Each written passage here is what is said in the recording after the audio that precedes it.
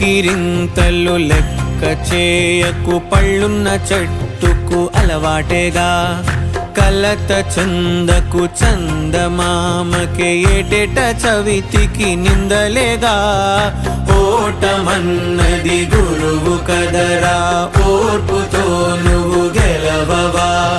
రేపుకే దిక్సూచి నిన్న రెక్కలే చుక్కానిరా. నీరు నేల ఆకాశం నీపై చూపెను పాశం.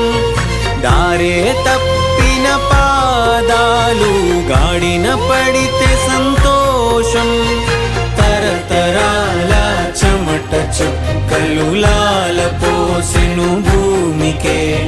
బాధ్యతగా కొనసాగినాదో నైవేద్యమేగా స్వామికే.